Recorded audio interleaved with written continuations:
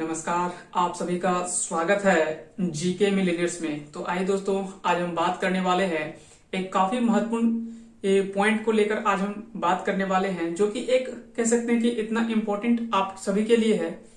आज हम बात करेंगे एसएससी जीडी 2021 के वैकेंसी के बारे में। बता दें कि इसकी घोषणा 2020 में ही कर दी गई है और इसका एग्जाम जो होने वाला है वो 2021 में होगा। साथ ही साथ ये सारे प्रोसेस को पहले ही इसके कैलेंडर जारी कर दिया गया है कि कब इसका फॉर्म भराएगा, कब तक इसका लास्ट डेट में कह सकते हैं कि इसका कब तक फॉर्म भराएगा, उसके बाद कब इसका एग्जाम होगा। तो वो सभी चीजों को कह सकते हैं कि एक कैलेंडर पहले से जारी कर दिया गया है। बता दें कि इसका एग्जाम जो होता है वो एसएससी जीडी। अब सवाल उठता है कि एसएससी जीडी में आखिर में कौन कौन से वो एग्जाम आते हैं। तो बता दें कि इसमें आपके बीएसएफ, फिर है सीआईएसएफ, सीआरपीएफ, उसके बाद फिर आता है SSB, ITBP, Assam rifles, Gorkha. ये सभी कई सारे इसमें एग्जाम जो है वो इसके तहत लिया जाता है। तो याद रखिएगा, एसएससी जीडी के तहत कई सारे आपके जो भी कह सकते हैं कि सेंट्रल डिफेंस में जो भी एग्जामिनेशन होते हैं वो सभी इसके तहत होता है। और सबसे पहले आज हम बात करेंगे एसएससी जीडी 2021 के बारे में, जिसकी घोषणा 2020 के अक्टूबर-नवंबर में ही कर दिया गया है। बता दें कि इस जो है वो एग्जाम जो होता है वो 10th लेवल का आपका एग्जाम होता है। तो याद रखिएगा सबसे पहले कि ये एग्जाम जो होता है वो 10th लेवल का होता है। ये 10th लेवल का है। 10th लेवल का सबसे पहले आपका एग्जाम होगा। तो जो भी कह सकते हैं कि जो भी 10th पास है वो इस फॉर्म को भर सकते हैं। अब सवाल उठता है कि इसका फॉर्म कब से भरा जाएगा। तो एक एक करके हम सभी चीजों को आज समझेंगे। तो सबसे पहले हम बात करेंगे कुछ महत्वपूर्ण पॉइंट को, और क्रम वाइज से देखे होंगे कि हम यहाँ पे 7 पॉइंट के बारे में हम लिखे हुए हैं। ये एक एक करके सारे पॉइंट को हम चर्चा करेंगे और उसी पे हम समझेंगे।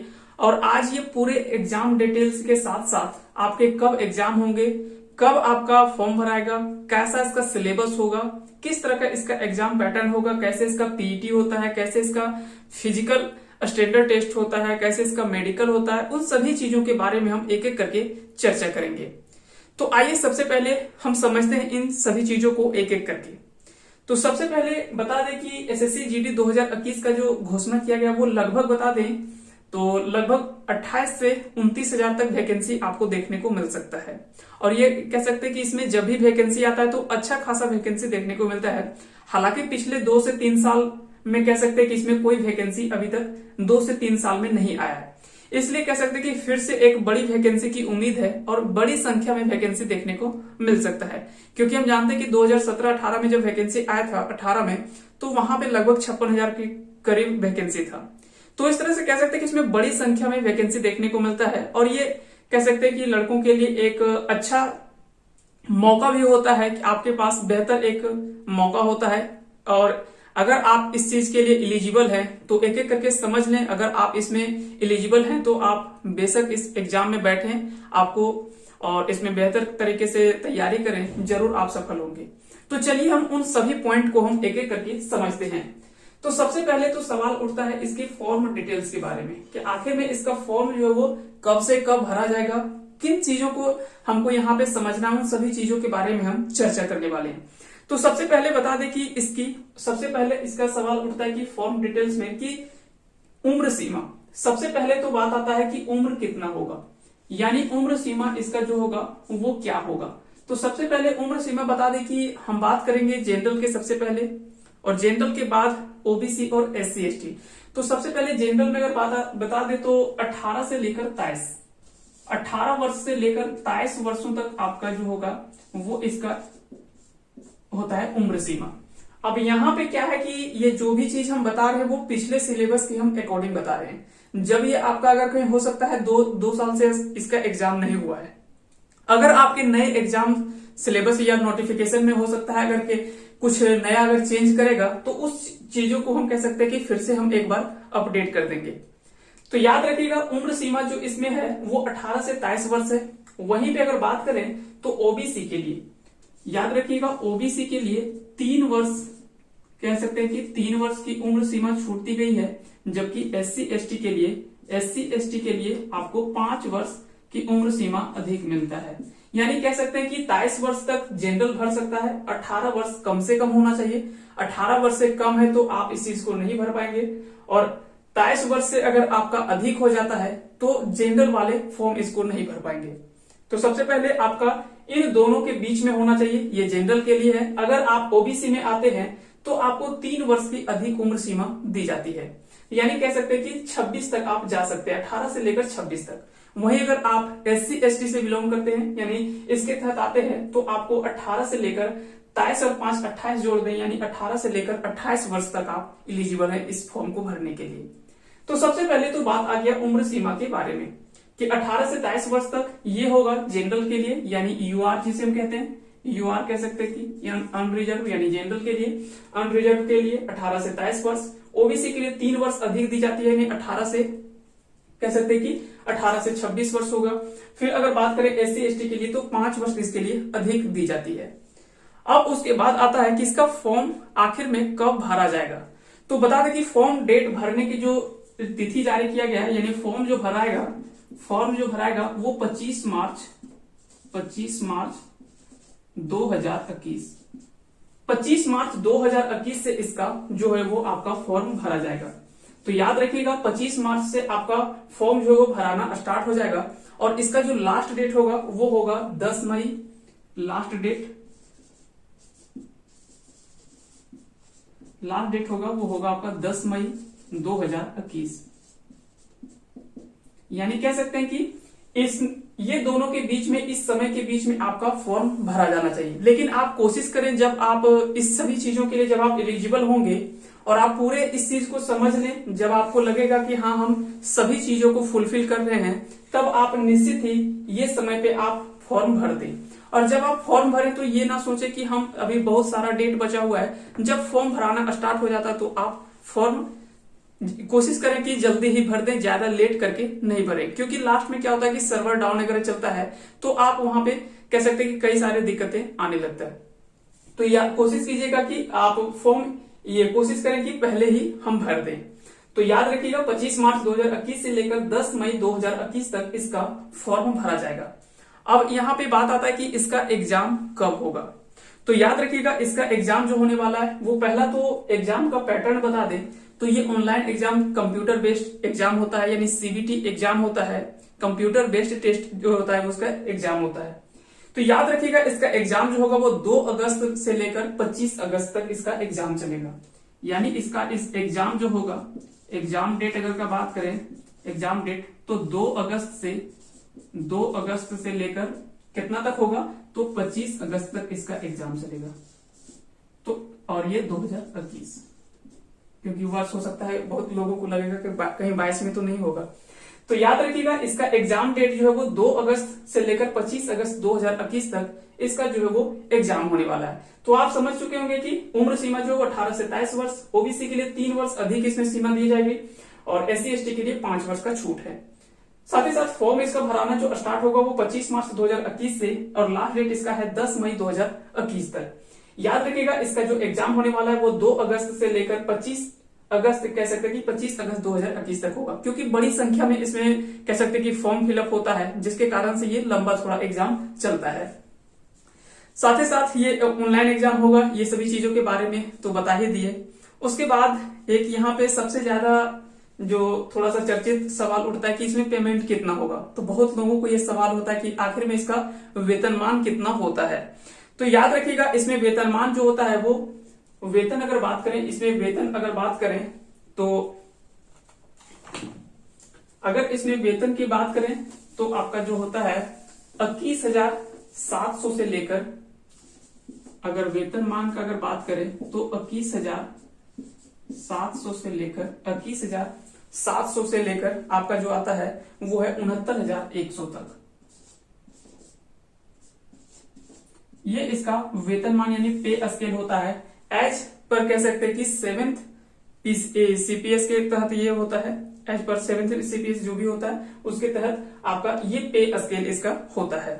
तो यहां तक आप समझ गए होंगे कि आपका फॉर्म डिटेल्स में ये कुछ महत्वपूर्ण पॉइंट थे जो कि आपके जानना कह सकते हैं कि जानना जरूरी था। तो सबसे पहले तो ये जान गए कि 10th लेवल का एग्जाम है, आपको 18 से 23 वर्ष तक फॉर्म भर सकते हैं। जनरल के लिए, ओबीसी के लिए 3 वर्ष अधिक उम्र सीमा दी जाएगी, SC ST के लिए 5 वर्ष अधिक उम्र सीमा छूट दी जाती है। इसका वेतनमान जो था 21,700 से लेकर 69,100 तक इसका पे स्केल है। साथ ही साथ इसका फॉर्म जो भराएगा वो 25 मार्च 2021 से, लास्ट डेट इसका 10 मई 2021 तक है। एग्जामिनेशन जो होगा वो 2 अगस्त से लेकर 25 अगस्त 2021 तक होगा।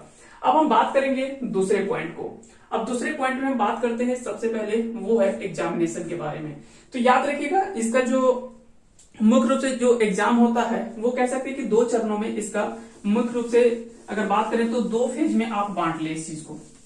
फेज 1 में क्या होता है कि फेज 1 में आपका मुख्य रूप से एग्जाम होता है। फेज 1 में आपका मुख्य रूप से रिटन एग्जाम होता है, और फेज 2 में जितने भी आपके कह सकते हैं कि फिजिकल टेस्ट वगैरह होता है वो सभी जो आता है वो आपका फेज 2 में आता है। तो याद रखिएगा, इसको आप मुख्य रूप से 2 फेज में आप बांट दें, फेज 1 और फेज 2। फेज 1 में जो आएगा वो आपका आएगा रिटन टेस्ट आएगा आपका, और फेज 2 में जो आएगा वो कह सकते हैं कि जितना भी फिजिकल कह सकते हैं कि जो भी फिजिकल क्राइटेरिया है वो सारा आपका फेज 2 में आता है। चाहे वो आपका पीईटी का बात करें, पीएचटी का बात करें, मेडिकल का बात करें, या फिर और भी जो भी सारा कह सकते हैं कि काम जो होता है वो फेज 2 में आप मान सकते हैं। तो सबसे पहले हम बात करते हैं फेज 1 में रिटेन टेस्ट के बारे में। तो चलिए एक एक करके हम समझते हैं कि इसका एग्जामिनेशन प्रोसेस क्या है। तो सबसे पहले इसके बारे में तो हम चर्चा कर चुके हैं कि इसका एग्जाम जो होगा वो कंप्यूटर बेस्ड एग्जाम होगा, यानी सीबीटी तरीके से, और ये ऑब्जेक्टिव एग्जाम होता है। तो याद रखेंगे इसका एग्जाम जो होता है वो मुख्य रूप से किस तरह से होता है, तो ऑब्जेक्टिव होता है। अब यहाँ पे सवाल उठता है कि इसमें कितने क्वेश्चन होते हैं और किस किस तरह से क्वेश्चन इसमें पूछा जाता है। तो एक एक करके हम समझेंगे सभी चीजों को। तो मुख्य रूप से याद रखिएगा, इसका एग्जाम जो होता है उसमें एग्जाम में आपके 4 मुख्य रूप से चैप्टर होते हैं। 4 कह सकते हैं कि 4 तरह से आपसे सवाल पूछा जाता है, 4 अलग अलग खंडों में। 4 अलग अलग खंड में सबसे पहले जो आता है वो आता है general intelligence and reasoning. General intelligence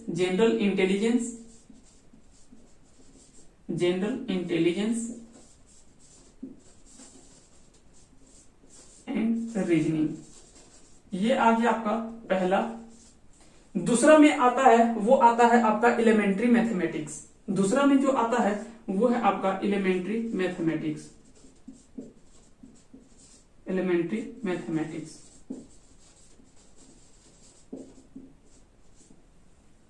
third में जो आता है आपका वो कह सकते हैं कि जनरल नॉलेज और जनरल अवेयरनेस।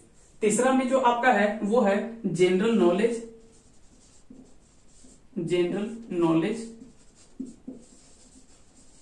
उसके बाद एंड जनरल अवेयरनेस, जीए कह सकते हैं, जीके एंड जीए। और चौथे पे आता है वो आपका है हिंदी और इंग्लिश। अब यहाँ पे भी आपको कंफ्यूजन हो सकता है, लेकिन आगे हम एक एक करके सभी चीजों को समझेंगे कि किस तरह से इसका एग्जाम प्रोसेस है। अब यहाँ पे मुख्य रूप से आपको 4 खंडों में सवाल पूछा जाता है। अब यहाँ पे सवाल उठता है कि कितने कितने सवाल पूछा जाता है। तो याद रखिएगा, जनरल इंटेलिजेंस एंड रीजनिंग, यहां से आपके 25 प्रश्न पूछे जाते हैं। यहां से आपके कितने प्रश्न पूछे जाते हैं, तो 25 प्रश्न पूछा जाता है जनरल इंटेलिजेंस एंड रीजनिंग से, यानी रीजनिंग से आपको पूछा जाता है वो आपको 25 प्रश्न पूछा जाता है। तो याद रखिएगा, रीजनिंग से आपको 25 प्रश्न, एलिमेंट्री मैथमेटिक्स से यहां से भी आपके 25 क्वेश्चन, यहां से भी 25 क्वेश्चन, जनरल नॉलेज और जनरल अवेयरनेस से यहां से भी आपके 25 क्वेश्चन, और हिंदी एंड इंग्लिश यहां से भी आपके 25 क्वेश्चन पूछा जाता है। अब यहाँ पे सबसे बड़ा कंफ्यूजन आप लोग को आ रहा होगा कि हिंदी और इंग्लिश क्या दोनों होता है। तो याद रखिएगा, ये आपके ऑप्शन के लिए आता है कि आप क्या उसमें से चूज कर रहे हैं, यानी क्या आप उसमें रखना चाहते हैं। अगर आप हिंदी रखना चाहते हैं तो हिंदी के 25 क्वेश्चन होंगे। अगर आपको हिंदी नहीं इंग्लिश पसंद है तो आप इंग्लिश रख सकते हैं, आपके लिए इंग्लिश के 25 प्रश्न होंगे। तो इस तरह से अगर बात करें तो, और बाकी के ये सारे कॉमन है 3। चौथा जो वो आप कोई एक रख सकते हैं, या तो रीजनिंग, या कह सकते हैं या तो हिंदी या तो फिर इंग्लिश। तो 3 तो यहाँ से 75 ये कॉमन है। 25 में से कह सकते हैं कि ये चौथा जो है वो आपके लिए कह सकते हैं कि सिलेक्ट कर सकते हैं जो आप रखना चाहें। आपको हिंदी अगर पसंद है, आप हिंदी में बेहतर कर सकते हैं तो आप हिंदी रखें। अगर आप इंग्लिश में बेहतर कर सकते हैं, आपका इंग्लिश अगर अच्छा है तो आप इंग्लिश निश्चित ही रखें। तो जो आपका अच्छा है यहाँ पे वो चीज आप रखें। तो इस तरह से कुल अगर प्रश्नों की संख्या अगर देखा जाए तो कुल क्वेश्चन जो होता है वो कितना होता है, तो 100 क्वेश्चन कुल क्वेश्चन होता है। अब यहाँ पे सवाल उठता है कि एक क्वेश्चन कितने अंक के होते हैं, तो प्रत्येक प्रश्न जो होता है वो 1 अंक का होता है, यानी 100 क्वेश्चन 100 मार्क्स। 100 क्वेश्चन 100 मार्क्स, यानी कह सकते हैं कि 100 प्रश्न होता है, 100 प्रश्न होता है, और अंक कितना होता है, तो 100 अंक होता है, 100 अंक होता है। अब यहाँ पे पूछा जा रहा है कि आखिर में 100 प्रश्न होते तो इसके बनाने के लिए समय सीमा होना चाहिए, तो हमारे लिए समय सीमा कितना होता है, तो इसके लिए जो आपका टाइम होता है, जो आपका टाइम होता है वो होता है आपका 90 मिनट, 90 मिनट। और ये पिछले एग्जाम के कह सकते हैं कि पिछले एग्जाम के सिलेबस के अकॉर्डिंग हम बता रहे हैं, जो आपका पिछले कह सकते हैं कि सिलेबस है उसी के आधार पर। अगर आप कह सकते हैं कि इसमें कोई भी चेंज अगर आता है तो हम तुरंत आपको अपडेट करने का प्रयास करेंगे कि तुरंत हम इस चीज को आपको अपडेट कर दें। तो आप बने रहें हमारे साथ, और अगर जो भी चैनल पे नए हैं वो चैनल को सब्सक्राइब कर दें और बेल आइकन को जरूर आप प्रेस कर लेंगे, क्योंकि जब भी कोई हम अगला वीडियो अपलोड करेंगे तो उसका नोटिफिकेशन आपके पास चला जाएगा। तो इस तरह से याद रखिएगा कि एग्जाम का प्रोसेस जो है वो कुछ इस तरह से एग्जाम का प्रोसेस है।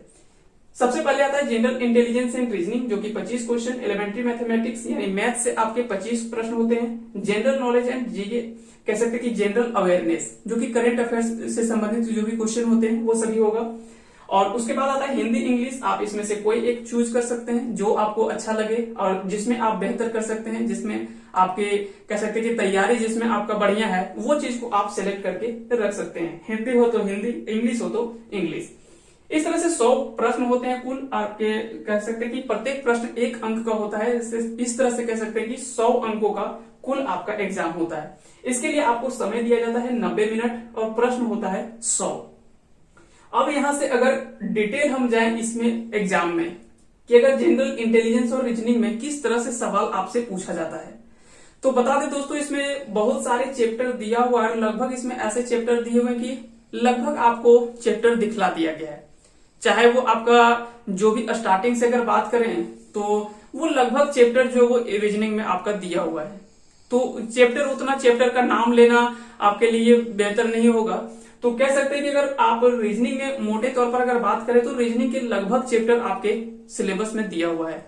तो आप रीजनिंग को आपको तो पूरा करना ही पड़ेगा, और जब आप तैयारी करेंगे तो उसके अकॉर्डिंग कह सकते हैं कि जो भी आपको पढ़ा रहे हैं और जहां भी आप क्लास कर रहे हैं वहां पे निश्चित तौर पर इन सभी चीजों का ख्याल रखा जाता है कि कहां से क्वेश्चन ज्यादा पूछा जाता है।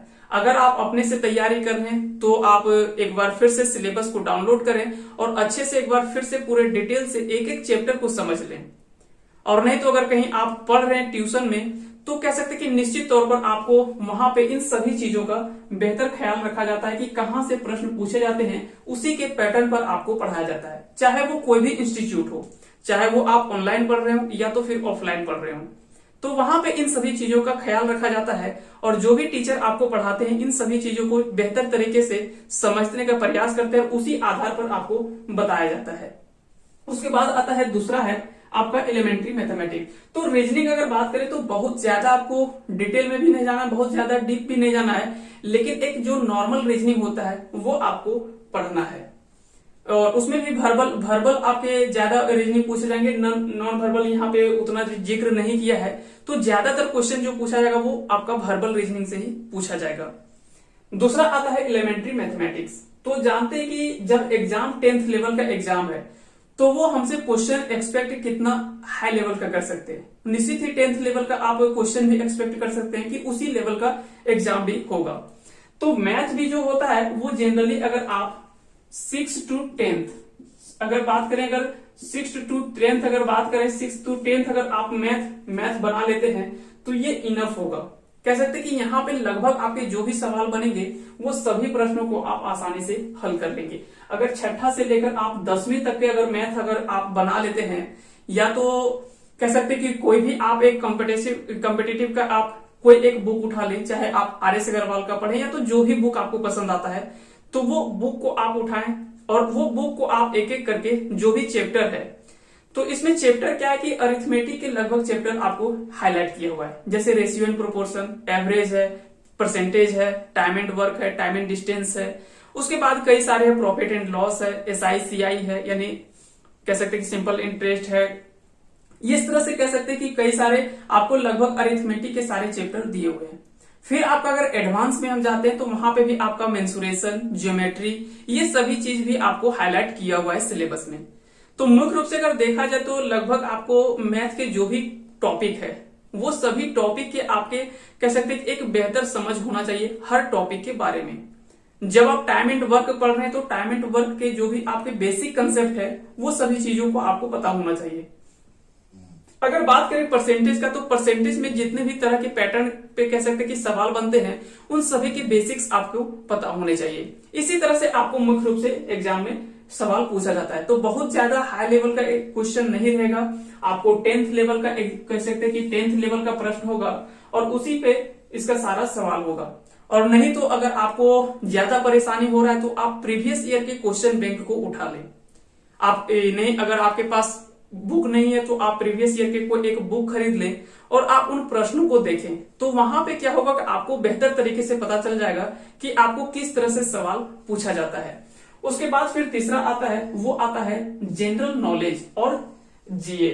अब जनरल नॉलेज और जीए यानी जनरल अवेयरनेस, तो यहां से भी आपको 25 प्रश्न पूछा जाता है। लेकिन बता दें कि ये प्रश्न 25 प्रश्नों में से जो सबसे महत्वपूर्ण भूमिका निभाता है वो आपका है दो, एक है करेंट अफेयर्स और दूसरा आपका है साइंस।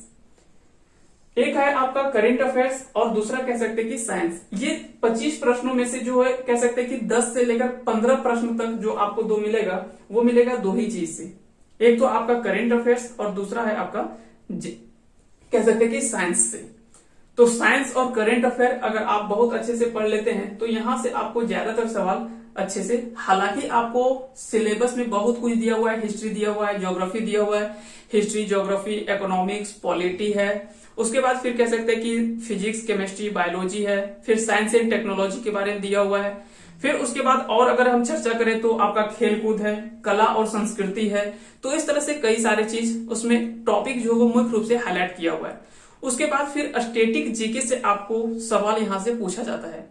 जैसे आप यूएनओ पढ़ते हैं, संयुक्त राष्ट्र संघ पढ़ते हैं, उसके अलावा WTO, WHO और भी जो भी आपके कह सकते हैं कि संस्थान है या तो कह सकते हैं कि जो भी महत्वपूर्ण संघ है उन सभी चीजों के बारे में आपको, या कह सकते हैं कि जो भी महत्वपूर्ण संगठन है उन सभी चीजों के बारे में आपको जानकारी होना चाहिए, चाहे उसकी स्थापना हो, चाहे उसका मुख्यालय हो, या तो उसका गठन वर्ष हो, या तो फिर वहां से सवाल पूछा जाता है कि उसमें कुल कितने सदस्य हैं, या तो फिर कई बार पूछा जाता है कि इनमें से कौन एक नवीनतम सदस्य है, यानी हाल ही में उसमें कौन सा देश शामिल हुआ है। तो इस तरह से वहां से भी आपको कई सारे सवाल पूछे जाते हैं। तो स्टैटिक जीके से भी यहाँ पे कई सारे सवाल पूछा जाता है। उसके बाद फिर आता है हिंदी और इंग्लिश। तो हिंदी जब आप पढ़ेंगे तो हिंदी के जो नॉर्मल होते हैं, सबसे पहले आपको हिंदी कह सकते हैं कि हिंदी के जो भी आपके डिटेल है वो आपको पता होना चाहिए। उसके बाद वर्णमाला वगैरह जो भी आता है उसमें, उसके बाद संज्ञा, सर्वनाम, विशेषण, क्रिया विशेषण, फिर उसके बाद आपका उपसर्ग, प्रत्यय कह सकते हैं कि और भी जो भी आता है, समास आता है, संधि विच्छेद आता है कह सकते हैं कि। उसके बाद समानार्थी शब्द, विपरीतार्थक शब्द जो आपका आता है, जैसे पर्यायवाची कहते हैं हम। उसके बाद और भी जो भी विलोम शब्द पूछा जाता है, मुहावरे हो गया, लोकोक्ति हो गया। इस तरह से कई सारे जो भी आपके टॉपिक्स हैं वहां से आपके सवाल पूछे जाते हैं। वहीं अगर आप इंग्लिश में बात करें तो आप एक चीज सेलेक्ट करेंगे कि आप दो में से कोई एक आपको चूज करना है, या तो हिंदी या तो फिर इंग्लिश, जो आपको पसंद है वो आप सिलेक्ट कर सकते हैं। इंग्लिश में अगर बात करें तो जैसे एंटोसाइनो, स्पॉट द एरर, उसके बाद फिर आपका स्पेलिंग करेक्शन है, वन वर्ड सब्स्टिट्यूशन है, वॉइस हो गया, नरेशन हो गया, उसके बाद एडियम और फ्रेज हो गया। यहां से भी कई सारे सवाल आपसे देखने को मिलता है। और ये कुछ ऐसे टॉपिक्स हैं जो कि आपके सिलेबस में हाईलाइटेड है, यानी यहां से आपको निश्चित रूप से सवाल आएगा ही आएगा। तो इस तरह से कुल आपके एग्जाम का अगर बात करें तो कुछ इस तरह से एग्जाम का पैटर्न होता है। तो आप कह सकते हैं कि अगर देखा जाए तो आपके एग्जाम कब है, तो 2 अगस्त से लेकर 25 अगस्त तक। और आपके पास समय, अब मुख्य रूप से अगर बात करें तो 5 से लेकर 6 महीने आपके पास समय है। कह सकते हैं कि 5 से 6 महीने का आपके पास समय है, उसके अलावा आपके पास नहीं समय बचेगा। तो यही समय में आपको एक बेहतर तैयारी करके कह सकते हैं कि इसके लिए तैयार होना है। उसके लिए आपको आवश्यकता है कि प्रत्येक दिन, या तो कह सकते हैं कि रेगुलर बेसिस पर उसका तैयारी करना। आपको बीच बीच में छोड़ना नहीं पड़ेगा, या कह सकते हैं कि लगातार आपको लगा रहना पड़ेगा। क्योंकि हम जानते हैं कि कोई भी चीज का है कि संतुलित अध्ययन जब तक आप नहीं करते तब तक आप कोई भी एग्जाम में पास नहीं कर पाएंगे। चाहे आप अगर बात करेंगे हम फिजिकल पे ज्यादा टाइम दे दें, क्योंकि मेरा दौड़ ठीक नहीं है, आपने फिजिकल पे बहुत ज्यादा टाइम दे दिया, दौड़ तो ठीक हो गया, लेकिन आपने क्या किया, एग्जाम का तैयारी उतना अच्छा से नहीं किया, तो वहां पे क्या होता है कि आपका फिजिकल तो अच्छा है लेकिन एग्जाम इधर खराब हो गया। तो फिजिकल आपका अच्छा भी होके क्या हुआ, जब एग्जाम ही पास नहीं किए, आपका एग्जाम बहुत अच्छा चला गया लेकिन पता चला कि फिजिकल मेरा बिल्कुल भी गोल है, फिजिकल उधर एक भी नहीं है। तो यहाँ पे क्या है कि आपको एक बैलेंस लेके चलना पड़ेगा कि दोनों चीज को आप ये कह सकते हैं कि बैलेंस करते हुए चले, कि आपका इधर भी खराब नहीं हो और उधर भी खराब नहीं हो, दोनों को आप मेंटेन करके चले। आप डेली कह सकते हैं कि प्रैक्टिस करें, चाहे वो आपका दौड़ का हो, लॉन्ग जंप, हाई जंप, जो भी आपका आता है, पीईटी का जो भी प्रोसेस है, उन सभी चीजों को आप कह सकते हैं कि समझते हैं। चाहे वो आपका दौड़ हो, तो जितना भी दौड़ है उसी के आधार पर आप तैयारी करें और धीरे धीरे कह सकते हैं कि और नियमित आप पढ़ते रहें। जो भी आपका एग्जाम सिलेबस है उस सिलेबस के अकॉर्डिंग आप कह सकते हैं एक रेगुलर बेसिस पर आप तैयारी करते रहें। उसके बाद हम बात करेंगे उस तीसरा पॉइंट है, वो है आपका फिजिकल इफिशियंसी टेस्ट, यानी पीईटी आता है। तो याद रखिएगा पीईटी में अगर बात करें तो सबसे पहले बात करते हैं रेस का। तो यहाँ पे सबसे पहले आता है दौड़, कि आपका दौड़ कितना होगा। तो याद रखिएगा ये मेल पर्सन के लिए जो आपका रनिंग जो है वो कुल है आपका है 5 किलोमीटर। 5 किलोमीटर आपको कुल रनिंग करना पड़ता है और उसके लिए समय दिया जाता है वो आपका है 24 मिनट। तो आपको समय जो मिलेगा वो 24 मिनट समय मिलेगा, 24 मिनट समय मिलेगा और आपको 5 किलोमीटर दौड़ना है। तो 5 किलोमीटर 24 मिनट में। फिर फीमेल कैंडिडेट के लिए अगर बात करें तो 1.6 किलोमीटर 8.5 मिनट में, अगर ये मेल के लिए है। और अगर फीमेल के लिए बात करें तो 1.6 किलोमीटर ये आपका है 8.5 मिनट में आपको ये पूरा करना है, ये फीमेल के लिए है। और मेल के लिए 5 किलोमीटर जो कि 24 मिनट में इस चीज को पूरा करना है। इस तरह से पीईटी का बात करें। फिर साथ ही साथ याद रखिएगा अगर बात करें कुछ लद्दाख लोगों के लिए, यानी जो भी लद्दाख क्षेत्र के जो भी व्यक्ति हैं उनके लिए थोड़ा सा विशेष छूट इसमें दिया गया है। उनको 1 मील का दौड़ जो है वो 6.5 मिनट में, वहीं अगर महिलाओं की अगर बात करें तो 800 मीटर 4 मिनट में इसका कुल आपको दौड़ना कह सकते हैं कि रेस में आपको लेना है।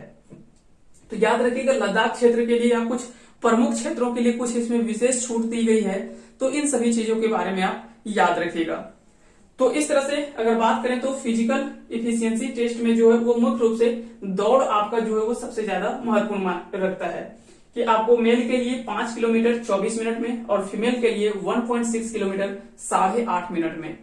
उसके बाद अगर जो भी लद्दाख क्षेत्र के जो व्यक्ति हैं उनको 1 मील जो है वो 6.5 मिनट में, और लद्दाखी क्षेत्र के जो भी महिलाएं हैं यानी कह सकते हैं कि जो फीमेल में आते हैं उनको क्या है कि उनके लिए 800 मीटर दौड़ लगाना है और 4 मिनट आपको समय दिया जाएगा। तो ये हो गया या फिजिकल इफिशियंसी टेस्ट। उसके बाद अगला आता है वो आपका आता है फिजिकल स्टैंडर्ड टेस्ट। अब फिजिकल स्टैंडर्ड टेस्ट में आपका किस किस चीज का टेस्ट होता है, तो सबसे पहले एक एक करके समझे सभी चीजों को। तो फिजिकल स्टैंडर्ड टेस्ट में जो आपका होता है वो हाइट, कह सकते हैं कि जो भी आपका हाइट होता है उसका टेस्ट होता है। उसके बाद चेस्ट वगैरह का टेस्ट होता है। इन सभी चीजों को वहां पे देखा जाता है और इन सभी चीजों का जांच किया जाता है। तो याद रखिएगा हाइट में अगर बात करें तो इसको हम थोड़ा सा मिटा देते हैं, उसके बाद अच्छे से समझ में आएगा।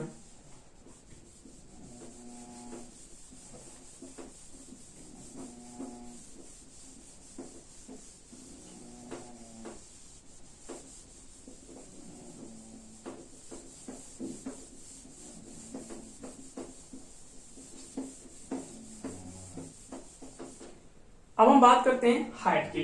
तो अगर बात करेंगे सबसे पहले हाइट का,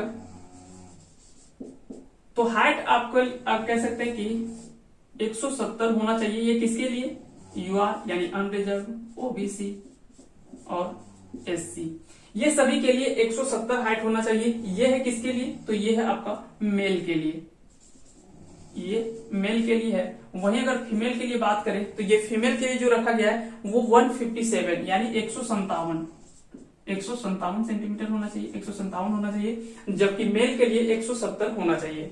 तो याद रखिएगा हाइट जो है वो मेल के लिए 170 होना चाहिए, जबकि फीमेल के लिए 157 सेंटीमीटर होना चाहिए। वहीं अगर बात करें एसटी में, तो एसटी के लिए जो रखा गया है वो 162 रखा गया है। वहीं अगर बात करें एसटी के लिए तो 162.5 यानी 162.5 रखा गया है। ये मेल पर्सन जो भी एसटी में जो मेल पर्सन है उनके लिए 162.5 है, जबकि फीमेल के लिए 150 रखा गया है, 150 सेंटीमीटर। तो ये सभी चीजों को आप याद रखेंगे। तो अगर बात करें, जब हम बात करते हैं फिजिकल स्टैंडर्ड टेस्ट यानी हाइट के, तो हाइट में याद रखिएगा जो भी मेल पर्सन है उनमें क्या है कि जनरल, ओबीसी और एससी, ये सभी के लिए मेल पर्सन को आपको कह सकते हैं कि जो भी पुरुष हैं उनको 170 हाइट होना चाहिए, ये आवश्यक है। इससे कम नहीं होना चाहिए। इससे अधिक है तो ठीक है, लेकिन इससे कम है तो आपके लिए दिक्कत हो सकता है। उसके बाद फिर फीमेल के लिए 157 होना आवश्यक है। वहीं अगर बात करें एसटी में यानी शेड्यूल ट्राइब में, तो इसके लिए 162.5 होना चाहिए, उसके बाद 150 होना चाहिए। और भी कई क्षेत्रों, अलग अलग क्षेत्रों के लिए जैसे अलग अलग इसमें प्रावधान किया गया है। जैसे नॉर्थ ईस्ट वाले के लिए कह सकते हैं कि 160 और 147.5 रखा गया है। और भी कई ऐसे क्षेत्र हैं जैसे अंडमान निकोबार क्षेत्र वाले अलग रखा गया है। और भी कई ऐसे क्षेत्र जो है वो उनको अलग अलग रखा गया है। उसी तरह से गोरखा के लिए यहाँ पे भी आपको थोड़ा सा कम हाइट देखने को मिलता है। तो ये अलग अलग के लिए, अलग अलग क्षेत्रों के लिए अलग अलग प्रावधान रखा गया है हाइट में। उसके बाद फिर आता है वो आपका आता है चेस्ट का। तो चेस्ट का जैसे हाइट अगर बात करते हैं जनरल, ओबीसी और एससी, तो इसके लिए जो है वो 80 जो होना चाहिए, 80 और 85 यानी 80 जो होना चाहिए वो बिना फुलाए होना चाहिए, और आपको 5 सेंटीमीटर सीना फुला के दिखाना, यानी 5 सेंटीमीटर फुलाने के बाद 85 होना आवश्यक है। ये फीमेल के लिए कह सकते हैं कि ये जरूरी नहीं है, आवश्यक नहीं है। उसके बाद फिर अगर बात करें एसटी के लिए, तो एसटी के लिए जो जरूरत पड़ता है वो आपका है 76 से 81। एसटी के लिए जो है कह सकते हैं कि इसके लिए जो सीने की जरूरत है वो है 76 और फुला के आपका 5 सेंटीमीटर 81 होना चाहिए। तो इस तरह से इसका जो है 76 से 81, जबकि जनरल, ओबीसी और एससी के लिए 80 से 85 आवश्यक है। तो इन सभी चीजों को जो कह सकते हैं कि ये फिजिकल स्टैंडर्ड, कह सकते हैं कि फिजिकल स्टैंडर्ड टेस्ट के अंतर्गत आता है, यानी पीएसटी के अंतर्गत आता है। उसके बाद 5वां जो पॉइंट है वो आपका है मेडिकल टेस्ट। ऐसे नहीं कि आप अगर कहीं आप एग्जाम निकाल लिए उसके बाद आपका हो गया। एक कह सकते हैं कि जब तक आप अगला प्रोसेस को, जब तक आप फाइनल प्रोसेस को जब तक आप पूरा नहीं कर पाते, तब तक आप ये नहीं कहेंगे कि मेरा जॉब हो गया। क्योंकि ऐसा एग्जाम है कि आप कहीं भी थोड़ा सा गलती करते हैं, थोड़ा सा मिस्टेक करते हैं, आप वहां से कह सकते हैं कि साइड हो जाते हैं। क्योंकि एक एक पॉइंट और एक एक सीट पर कह सकते हैं कि सैकड़ों स्टूडेंट उस पर लड़ रहे होते हैं। तो ऐसे में क्या होता है कि थोड़ा सा भी गलती आपका कह सकते हैं कि आपको एग्जाम से बाहर कर सकता है, या तो इस प्रतियोगिता से आपको बाहर कर सकता है। इसलिए आपको ये आवश्यक है कि आप सतर्कता कह सकते हैं कि बरतते हुए ही आगे बढ़े। सतर्क आपको रहना हर स्टेज में आपको जरूरी है। चाहे वो आपका फॉर्म भरने की समय आए, तो वहां पर भी जब आप फॉर्म भरें तो काफी सावधानी पूर्वक फॉर्म भरें, ताकि कोई चीज गलत ना हो। क्योंकि जब आपका अगला पार्ट में कह सकते हैं कि जब आप डॉक्यूमेंट वेरिफिकेशन के लिए जाते हैं, और अगर आपका डॉक्यूमेंट कह सकते हैं कि मिसमैच होता है, यानी मैच नहीं करता है, तो वहां पे आपको दिक्कत हो सकता है। चाहे आप एग्जाम में थोड़ा सा गलती करते हैं तो वहां पे दिक्कत हो सकता है। कह सकते हैं कि पीईटी में आप दौड़ में अगर कहीं थोड़ा सा सही तरीके से अगर कहीं नहीं कर पाते तो वहां पे आप बाहर हो सकते हैं। यानी खतरा आपको हर पॉइंट पे है, चाहे वो कोई भी हो, शुरू से लेकर लास्ट तक हर जगह आपको खतरा है। तो आपको सावधानी हर जगह बरतते हुए ही आगे बढ़ना है। तो याद रखिएगा। अब बात करते हैं मेडिकल टेस्ट का। तो मेडिकल टेस्ट का हम जानते हैं कि कुछ ऐसे प्रोसेस होते हैं जो जनरल होते हैं, जैसे आई कांटेक्ट वगैरह जो भी है, आपका चश्मा का लेंस इतना इतना होना चाहिए, तो वो कॉमन चीज है, तो उसके बारे में हम चर्चा नहीं करेंगे। लेकिन यहाँ पे जैसे एक पैर का बात आता है कि पैर आपका जो है वो फ्लैट नहीं होना चाहिए, यानी हल्का मुड़ा हुआ नहीं होना चाहिए, ये दोनों सटना नहीं चाहिए, यानी घुटना जो है वो दोनों सटना नहीं चाहिए। और भी कुछ ऐसे पॉइंट इसमें देखने को मिलता है। साथ ही साथ आपके हाथ या पैर के जो नस होते हैं वो बहुत ज्यादा फूला हुआ है तो फिर बाहर नहीं होना चाहिए। वहां से भी क्या है कि आपको कह सकते हैं कि वहां से आपको रिजेक्ट कर देता है। साथ ही साथ एक जो हाथ पे, कंधे पे, यहाँ पे आप टैटू बना के घूमते हैं, तो वो भी आपके पास नहीं होना चाहिए। अगर आप टैटू लगा के घूम रहे हैं तो ये कह सकते हैं कि ये एग्जाम आपके लिए नहीं होगा, क्योंकि वहां जब आप जाएंगे तो इतना मेहनत करने के बावजूद वहां पे आपको मेडिकल टेस्ट में बाहर कर दिया जाएगा।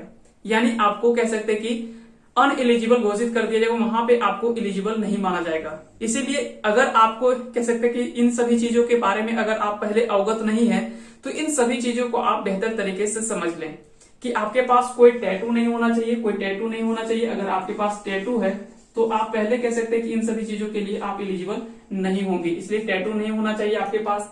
साथ ही साथ कुछ ऐसे प्रोसेस हैं जो कि आपको खुद पता होगा इन सभी चीजों के बारे में, जैसे और भी कोई जो भी आपका फिजिकल है वो सभी के बारे में आपको बेहतर तरीके से पहले से पता होता है। तो इन सभी चीजों के बारे में आप याद रखिएगा। अब जब आप यहाँ पे इन सभी प्रोसेस को गुजर जाते हैं, जब आपका यहां तक सही तरीके से सफल हो जाता है, उसके बाद आता है फाइनल मेरिट लिस्ट के बारे।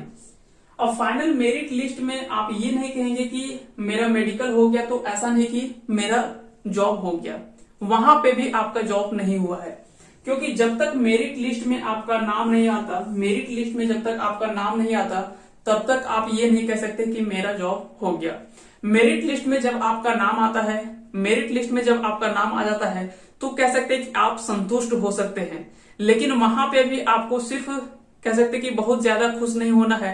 जब आपका फाइनल ज्वाइनिंग लेटर आता है, ज्वाइनिंग लेटर आता है तो आप आराम से खुश हो सकते हैं, उसके बाद आप आराम से खुश हो सकते हैं। तो यहाँ पे क्या कह सकते कि ये आपका फाइनल प्रोसेस है और यहाँ पे आपका इस तरह से फाइनल जॉब कह सकते कि होता है। तो इस तरह से जो भी शुरुआत से हम बताए इनमें से हो सकता है कुछ अगर छूट गया होगा तो जो वैसे इंपॉर्टेंट आपके लिए नहीं था उन सभी चीजों को हम इसमें उतना शामिल नहीं किए हैं, जो कि कॉमन सा चीज है उन सभी चीजों को आप बेहतर तरीके से पहले से भी जानते हैं। लेकिन जो कुछ कह सकते हैं कि जो भी इंपॉर्टेंट पॉइंट हो सकते थे उन सभी चीजों को बारे में कह सकते हैं कि उन सभी चीजों को हम आपके बीच लाने का प्रयास किया। अगर आप शुरू से लेकर लास्ट तक आपको लगता है कि इन सभी के बारे में हम कह सकते हैं कि सभी में हम आराम से मेरा सब कुछ फुलफिल हो सकता है, सभी चीज ठीक है, तो आप निश्चित ही आपके लिए एक बेहतर ये कह सकते कि अवसर है। आप इसमें कभी भी कह सकते कि इसे खाली ना हाथ न जाने दें। आप आराम से फॉर्म भरें और फॉर्म का डेट जो था वो एक बार फिर से हम बता देते हैं, 25 मार्च 2021 से 25 मार्च 2021 से इसका फॉर्म भराएगा 10 मई तक, 10 मई 2021 याद रखिएगा। 25 मार्च 2021 से लेकर 10 मई 2021 तक इसका फॉर्म भराएगा और इसका एग्जाम जो होगा वो 2 अगस्त, इसका जो एग्जाम होने वाला है याद रखिएगा, इसका जो एग्जाम होने वाला है वो आपका होगा 2 अगस्त से लेकर 25 अगस्त तक इसका एग्जाम चलेगा। 2 अगस्त से लेकर कह सकते हैं कि 25 अगस्त 2021 तक इसका एग्जाम चलने वाला है। तो अगर आप इस सभी चीजों के बारे में आप समझ रहे होंगे और इन सभी चीजों के बारे में आप लगता है कि फुलफिल हैं, हम सभी चीज में कह सकते हैं कि एक इसके लिए आप एलिजिबल हैं, तो आप कह सकते हैं कि इसमें निश्चित ही भरें और आपके लिए बेहतर अवसर भी है। तो आप सभी को बहुत बहुत धन्यवाद एक बार फिर से अंत तक बने रहने के लिए। और अगर आपको पसंद आया होगा तो इस वीडियो को लाइक करें, साथ ही साथ अगर चैनल पे नए हैं तो चैनल को सब्सक्राइब कर दें और बेल आइकन को प्रेस कर दें, क्योंकि जब भी कोई हम अगला वीडियो इसी तरह का अपलोड करेंगे तो उसका नोटिफिकेशन आपके पास चला जाएगा तुरंत, और आप आसानी से हमारे आने वाले वीडियो को भी और जो भी इसमें अपडेट आएगा उन सभी चीजों के बारे में आप बेहतर तरीके से जान सकेंगे। तो आप सभी को अंत तक बने रहने के लिए बहुत बहुत धन्यवाद। अगर अच्छा लगे तो अपने दोस्तों के साथ ज्यादा से ज्यादा इसे शेयर भी कर दें। आप सभी को बहुत बहुत धन्यवाद।